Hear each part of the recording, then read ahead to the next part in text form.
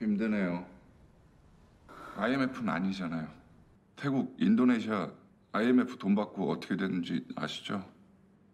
우리 분명히 더 싸워볼 방법이 있습니다. 거기는 잘못했다고 다 죽여버리는 곳이잖아요.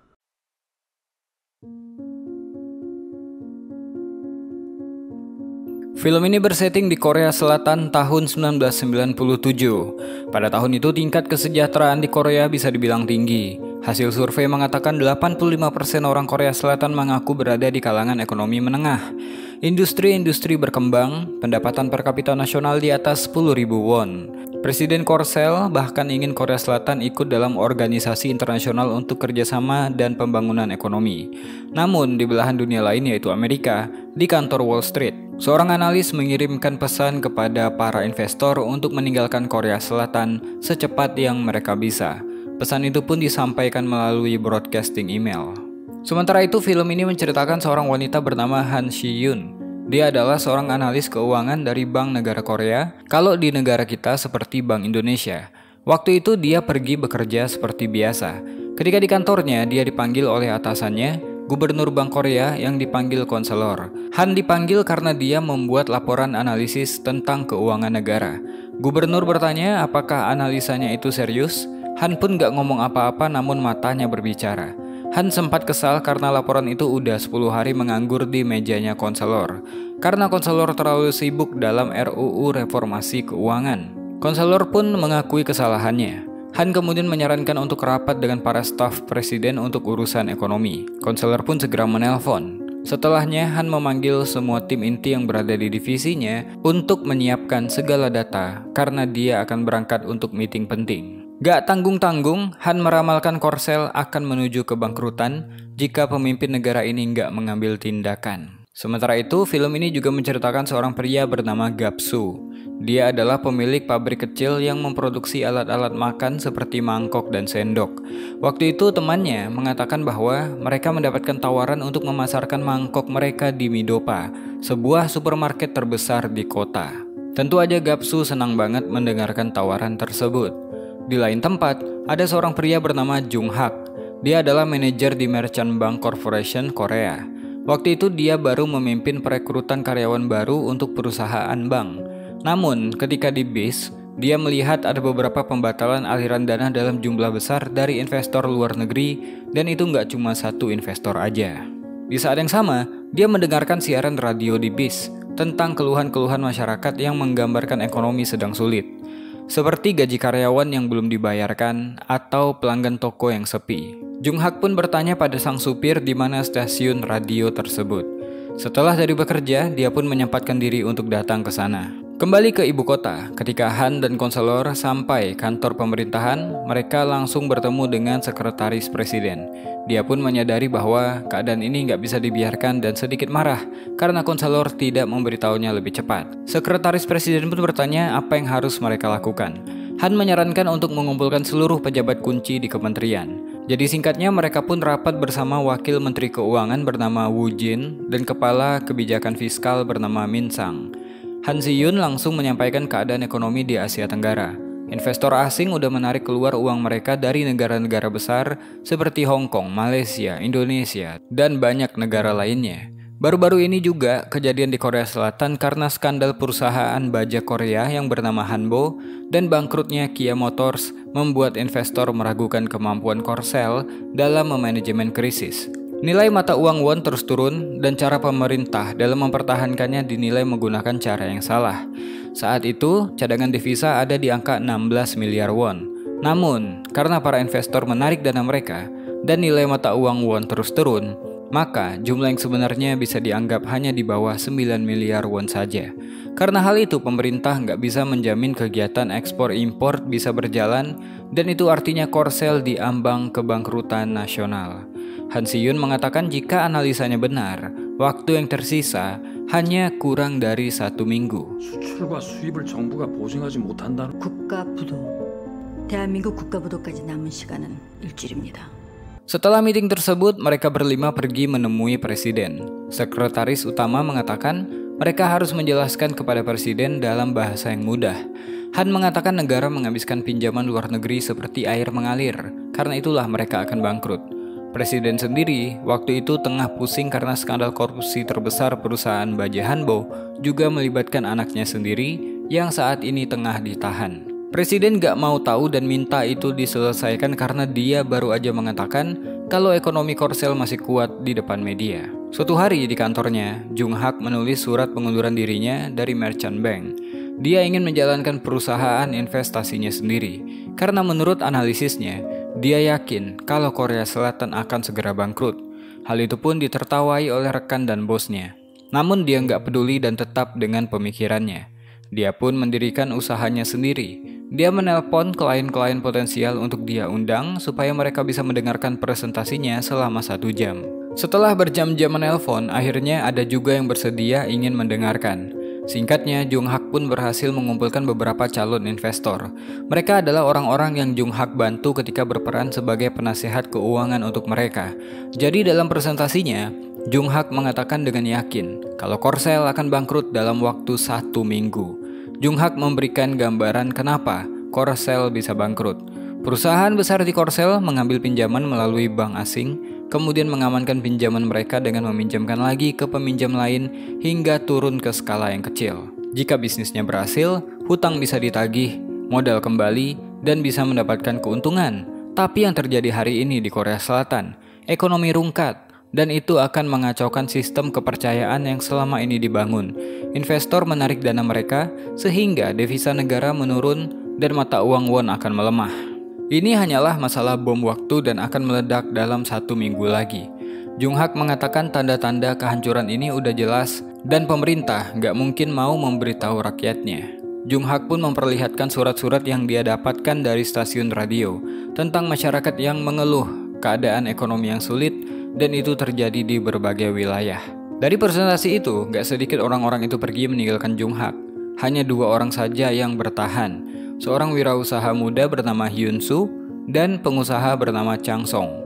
Mereka percaya dengan analisanya Jung Hak dan bersedia supaya Jung Hak mengelola keuangan mereka. Atas arahan presiden, mereka pun membentuk Satgas Pencegahan Kebangkrutan Nasional.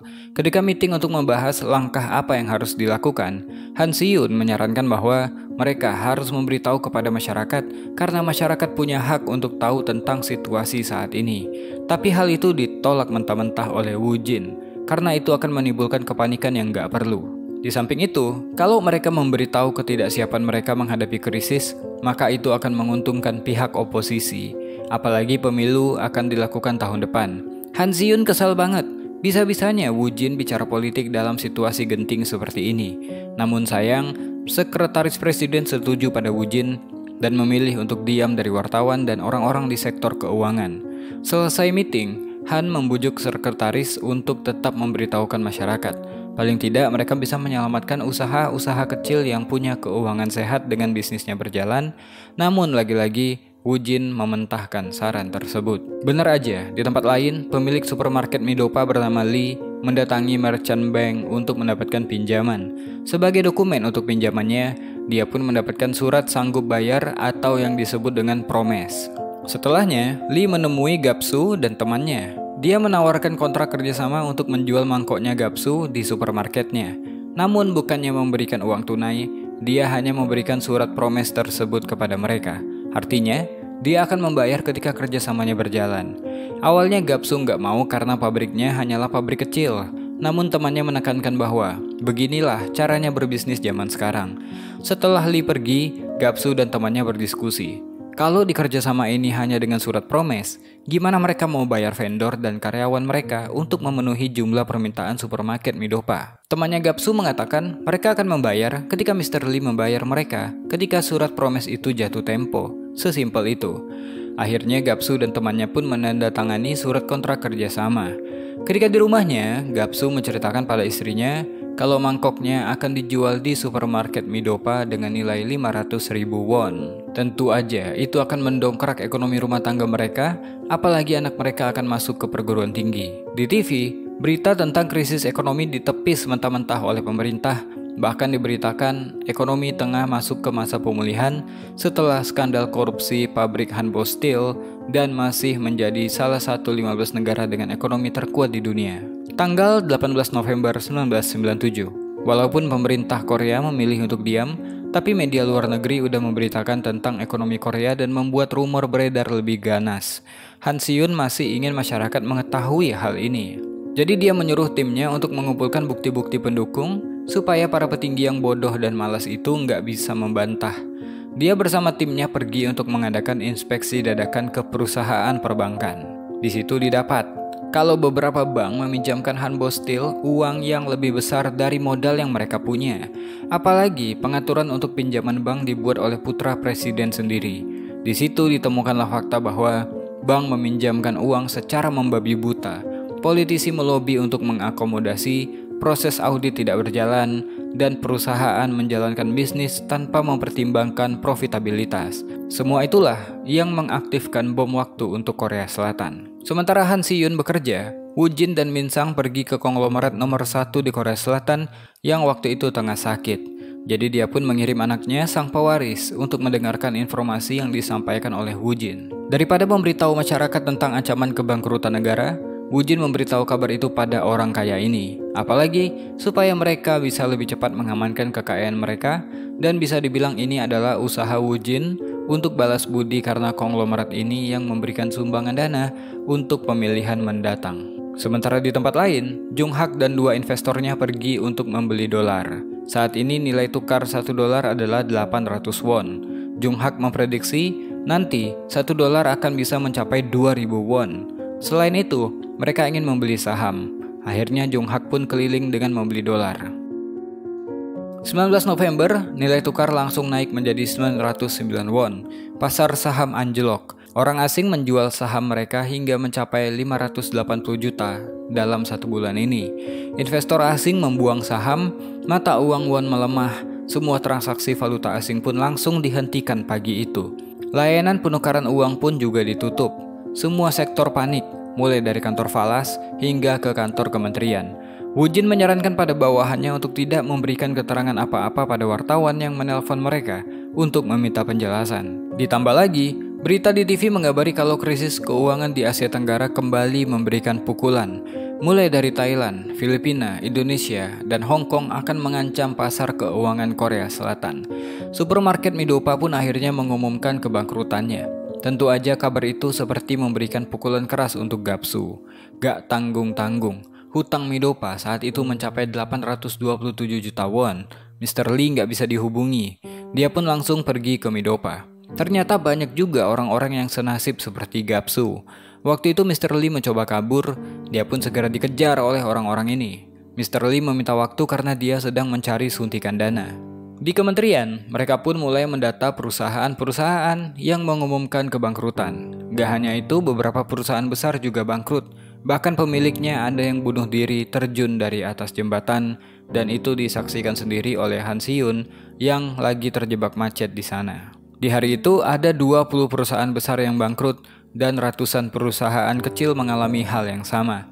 Promes yang mereka dapatkan juga akan batal, sedangkan lembaga bank komersial juga bisa bangkrut karena pinjaman mereka nggak kembali. Di saat krisis seperti ini nyatanya nggak semuanya panik dan untung. Seperti halnya Yoon So dan Chang Song yang senang banget karena prediksi Jung Hak menjadi kenyataan karena mereka memborong dolar kemarin. Ketika mereka pergi ke merchant bank tempat Jung Hak bekerja dulu, mereka pun kaget karena merchant bank menjadi bank komersial pertama yang mengalami kebangkrutan.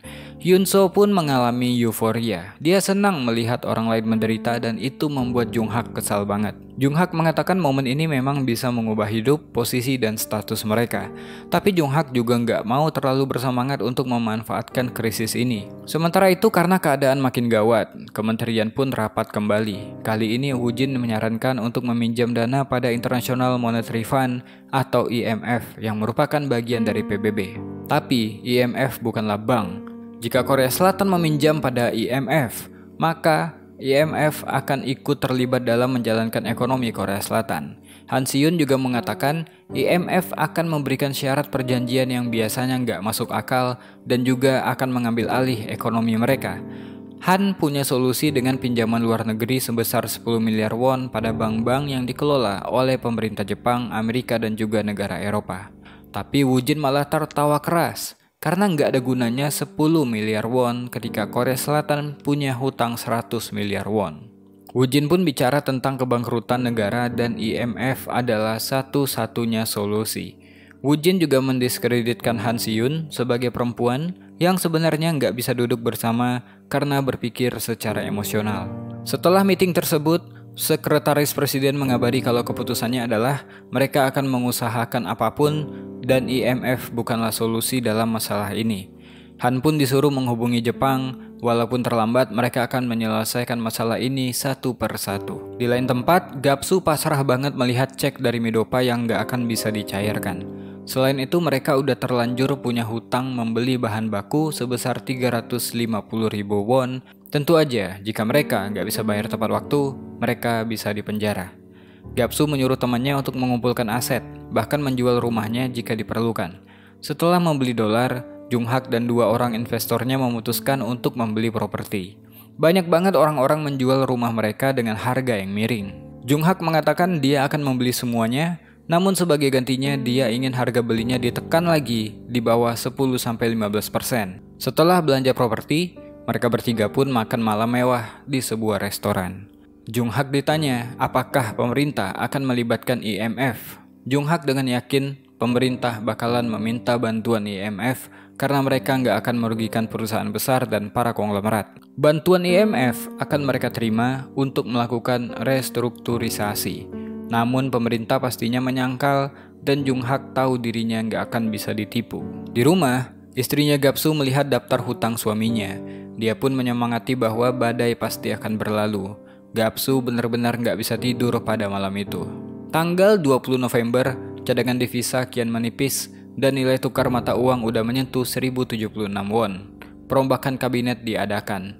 Sekretaris Presiden yang lama diganti dengan yang baru. Sekretaris yang lama diganti karena keputusannya yang menolak bantuan dari IMF. Anak buahnya Han Si-yoon pun marah karena Woo Jin terus aja mendiskreditkan Han sebagai wanita. Karena pertengkaran itu Han dimarah karena nggak bisa mengontrol anak buahnya. Setelahnya meeting kembali digelar. Kepala Satgas yang baru adalah Sekretaris Presiden yang senior. Dia mengatakan bahwa mereka akan meminta pinjaman pada IMF walaupun kemarin keputusan sudah dibuat. Bahkan Woo Jin hari ini udah mendatangkan pihak IMF ke Korea Selatan dan dia ingin negosiasinya dilakukan secara tertutup dan masyarakat nggak perlu tahu proses ini. Min Sang ternyata udah menjemput Michael dari IMF di bandara dan membawanya langsung ke hotel. Setelahnya, Sekretaris Presiden menemui wartawan dan mengatakan bahwa Korea Selatan gak akan meminta bantuan IMF. Berita itu pun disiarkan di TV dan itu membuat Chang Song menelpon Jung Hak. Namun Jung Hak memintanya untuk tenang karena dia tidak percaya pemerintah, karena pemerintah pasti akan berbohong. Jung Hak tahu bahwa ketika rakyat tahu, maka kondisi akan semakin chaos. Sementara itu Gapsu berencana menjual rumah untuk membayar hutangnya. Tapi banyak banget yang mau jual rumah waktu itu sehingga membuat harga jual rumah menjadi turun dan Gapsu nggak mau jika rumahnya dihargai dengan murah. Dia pun kembali ke pabrik. Selain tagihan yang harus dilunasi, pegawainya pun datang bertanya tentang gaji yang belum mereka terima. Gapsu pun berjanji akan segera membayarnya dan pekerjaan akan segera dilanjutkan. Ketika bertemu dengan temannya, Gapsu mengatakan kalaulah rumahnya laku, mereka bisa membayar hutang pembelian bahan baku. Temannya kemudian menyerahkan rekening sebesar 100.000 won yang dia pinjam dari keluarga istrinya. Uang yang cukup untuk membayar bahan baku baja yang mereka udah terlanjur pesan. Lagi asik ngobrol, Tuan Chung pun datang, pemilik lahan pabrik mereka. Waktu itu Gapsu langsung mengatakan dia berjanji akan tetap membayar uang sewa. Tapi untungnya Tuan Chung gak menagih pembayaran. Dia tahu kondisi sedang sulit. Dia malahan memberikan makanan buat mereka. Dia mengatakan dia belum terlalu butuh uang saat ini dan mendoakan Gapsu supaya bisa bangkit lagi. Setelah Tuan Chung pergi, mereka berdua pun terharu dan menangis. 20 November, pertemuan tidak resmi pertama untuk membahas negosiasi dengan IMF pun digelar di sebuah hotel. Michael, selaku perwakilan dari IMF, mengatakan bahwa IMF butuh jaminan bahwa Korea Selatan benar-benar berkomitmen dalam pinjaman ini. Michael ingin semua kesepakatan yang telah dibuat gak akan bisa diubah atau dibatalkan. Karena Korea Selatan akan menghadapi pemilu, maka IMF juga perlu tanda tangan 3 kandidat calon presiden dalam kesepakatan ini untuk menjaga kesepakatan ini tetap berjalan. Tanpa persetujuan itu, IMF gak mau bernegosiasi. Woo Jin langsung mengiyakan syarat tersebut dan menolak saran pertimbangan apapun yang diberikan oleh Han Si-yoon. Setelah menyetujui prasyarat dari IMF, barulah sekretaris negara pun mengumumkan ke media dengan mengatakan kalau Korsel menerima rekomendasi dari IMF untuk meminta pinjaman sebesar 20 juta dolar untuk menstabilkan mata uang Korea. Setelah Korea mengakui kebangkrutannya, beberapa perusahaan besar pun diakuisisi dan dilakukan restrukturisasi besar-besaran. Keesokan harinya, pertemuan untuk negosiasi kedua pun diadakan. Ada 6 syarat yang diajukan oleh IMF untuk dinegosiasikan. Namun sebelumnya IMF meminta ada 11 bank dagang di Korea yang harus diumumkan kebangkrutannya. Han mengatakan jika itu dilakukan akan menyusahkan pabrik-pabrik kecil dan kelas pekerja. Namun Michael ingin meminimalisir risiko dan jika ini nggak disetujui, maka negosiasi nggak akan dilanjutkan. Akhirnya karena nggak punya pilihan, mereka pun menerimanya. Setelahnya, mereka berdiskusi alot membahas 6 syarat yang diberikan oleh IMF. Yang paling parah adalah IMF ingin Korsel menaikkan suku bunga pinjaman menjadi 30% setelah menerima dana. Tentu aja ini akan menyiksa para pengusaha kecil. Untuk menjalankan bisnisnya aja mereka kesulitan, apalagi harus membayar pinjaman dengan bunga yang tinggi. Namun sayang posisi mereka saat ini bukanlah yang menentukan kesepakatan.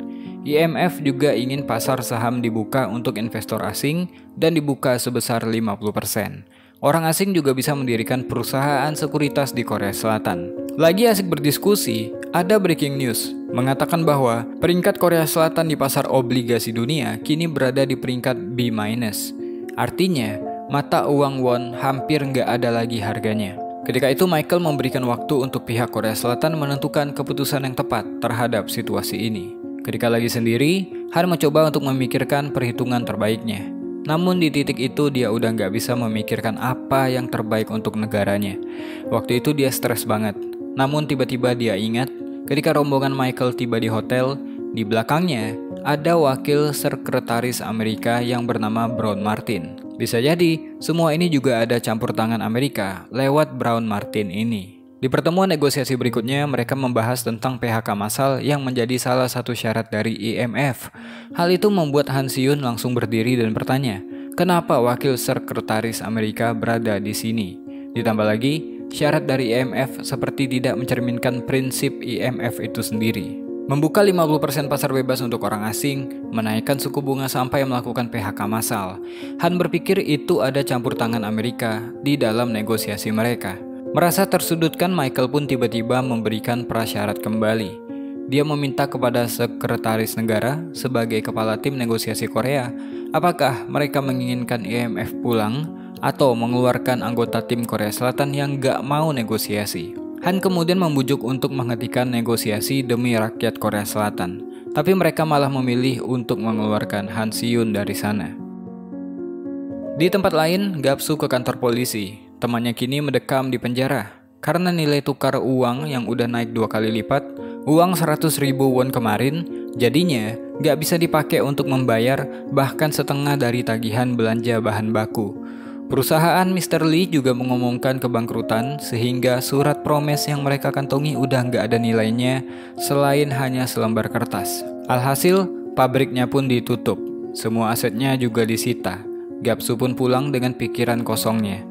Dia menelpon Tuan Chung dan mengatakan bahwa bisnisnya udah gak ada lagi, tapi malam ini dia akan membayar hutangnya pada Tuan Chung. Sementara itu Jung Hak, Hyun So, dan Chang Song masuk ke apartemen yang baru aja mereka beli, namun mereka kaget karena pemilik lamanya bunuh diri di dalam kamar. Setelah dikeluarkan dari tim negosiasi, Han Si-yoon gak menyerah. Dia mengajak anggota di divisinya untuk berusaha membatalkan negosiasi itu karena IMF hanya datang dengan membawa kepentingan Amerika dan ini akan merugikan Korea Selatan di masa depan. Seperti ketika mereka menganalisis kebangkrutan Korea minggu lalu, kali ini mereka juga bekerja berjam-jam mengumpulkan data untuk membuat beberapa kemungkinan yang bisa menyelamatkan ekonomi Korea Selatan tanpa bantuan IMF. Setelah puluhan jam bekerja, akhirnya laporan yang berisi pasca kebangkrutan nasional dan prediksi ekonomi Korea pun bisa dibuat. Laporan itu pun Han bawa sebagai bahannya untuk disampaikan kepada para media. Han Si-yoon membeberkan semuanya, termasuk negosiasi dengan IMF yang dimulai secara sembunyi-sembunyi sampai dibahas dengan cara yang tergesa-gesa. Han gak peduli dia kehilangan pekerjaannya di Bank Korea. Dia hanya ingin masyarakat Korea Selatan tahu. Pejabat ekonomi Korea Selatan saat ini mengabaikan tugas mereka dan gak punya keinginan untuk mengevakuasi orang dari kapal yang tenggelam. Singkatnya, 3 Desember 1997. Setelah membocorkan rahasia ke wartawan, gak satupun surat kabar yang merilis berita tersebut, dan itu membuat Han kecewa. Akhirnya pemerintah mengumumkan telah menerima dana dari IMF sebesar 55 miliar dan ekonomi Korsel akan di bawah pengawasan IMF. Buntut dari negosiasi itu, upah pekerja akan dipotong sebesar 15%, suku bunga meroket, PHK besar-besaran terjadi, dan restrukturisasi perusahaan terancam bangkrut akan diakuisisi. Bagi yang tidak terkena PHK, pilihan mereka cuma dua, bertahan dengan gaji yang kecil atau mengundurkan diri dari pekerjaannya. Gapsu stres berat, bahkan dia sempat berpikir untuk bunuh diri setiap harinya karena tekanan yang gak bisa dia handle seorang diri. Tapi untungnya dia masih ingat dengan istri dan anak-anaknya. Sementara banyak orang menderita, Jung Hak dan dua rekannya berhasil menikmati keuntungan dari krisis yang terjadi. Jung Hak memang udah menjadi kaya raya, tapi dia seperti kehilangan arah di hidupnya. Akibat pemerintah menerima dana IMF, Han Si-young jadi berpikir bahwa dirinya gagal dalam menyelamatkan bangsanya, hingga dia udah gak nyaman lagi bekerja di kantor. 힘드네요. IMF는 아니잖아요. 태국, 인도네시아 IMF 돈 받고 어떻게 되는지 아시죠? 우리 분명히 더 싸워볼 방법이 있습니다. 거기는 잘못했다고 다 죽여버리는 것이잖아요. Setelah berpikir matang-matang, Han membuat surat pengunduran dirinya karena udah nggak bisa lagi yang dia perbuat di kantor tersebut. Ketika akan keluar, dia pun bertemu dengan Gapsu. Ternyata Han Si-hyung adalah adik perempuannya Gapsu. Kedatangannya ke sana karena Gapsu ingin meminta bantuan pada Han untuk membantu dirinya mendapatkan pinjaman karena dia tahu adiknya ini kenal dengan para petinggi-petinggi di bank. Han melihat Gapsu benar-benar putus asa karena dia ingin melakukan sesuatu untuk istri dan anak-anaknya. Dia udah gak punya pilihan lain. Mendengarkan permohonan abangnya ini, Han Si-hyung pun gak kuasa menahan tangis. Ketika pemerintah memilih menyerah, rakyatlah yang membayar harganya, dan Han Si-hyung menyesali kenapa dirinya kurang bekerja keras dalam mencegah hal ini. Pada tanggal 3 Desember 1997, setelah Korea Selatan menandatangani perjanjian, manajemen IMF atas Korea Selatan pun dimulai. Setahun berikutnya, pengangguran melonjak menjadi 1,3 juta orang dan angka bunuh diri naik jadi 42%. Warga sampai menyumbangkan emas untuk membantu pemulihan ekonomi bangsa. Emas terkumpul dalam waktu 4 bulan senilai 2,2 miliar. Uang itu digunakan untuk membayar hutang perusahaan. Singkat waktu berlalu 20 tahun kemudian, Korea Selatan terlihat melakukan banyak perubahan besar. Namun mereka juga menghadapi risiko yang lebih besar. Gapsu kembali menjalankan bisnisnya dengan memperkerjakan tenaga asing. Jung Hak membangun perusahaannya sendiri. Setelah berhenti menjabat sebagai wakil menteri keuangan, Woo Jin dijadikan CEO setelah menjilat konglomerat pada saat krisis 20 tahun yang lalu. Sedangkan Han Si-young, dia tetap bekerja di bidang keuangan sebagai pemantau modal keuangan. Dia terus memantau keadaan ekonomi Korea Selatan, bahwa konglomerat menjadi lebih besar, sementara industri rumah tangga masih menderita. Yang kaya makin kaya, yang miskin makin miskin. Suatu hari dia didatangi oleh 2 orang dari Kementerian Keuangan. Mereka membutuhkan bantuan dan pengalamannya Han Si-hyung. Mereka memberikan data bahwa masih banyak industri rumah tangga yang belum stabil, ribuan properti yang gak terjual, dan pemerintah masih gak berbuat apa-apa. Mereka tahu Han meninggalkan laporan tentang IMF ketika dia resign dulu. Dan menurut mereka, laporan itu yang paling masuk akal. Jadi mereka meminta tolong untuk mencegah krisis ini terjadi lagi. Han Si-hyung pun menerima tawaran tersebut. Film pun selesai. Setelah krisis parah, negara memang bisa tetap berjalan, tapi tentu aja dengan meninggalkan luka yang gak pernah benar-benar sembuh. Film ini bukan sekedar film tentang ekonomi, tapi ini adalah pengingat bahwa satu kebijakan pejabat negara bisa meruntuhkan jutaan mimpi. Sistem ekonomi bisa aja gagal, tetapi yang lebih berbahaya adalah ketika kebenaran dikorbankan demi menjaga citra atau kekuasaan. Karena saat orang-orang atas berkompromi dan rapat di hotel mewah, orang-orang bawah, mereka yang gak punya suara, yang gak bisa apa-apa, tengah menderita. Mungkin itu aja buat video kali ini. To be continue. Get well soon Indonesia, jangan bosan jadi orang baik.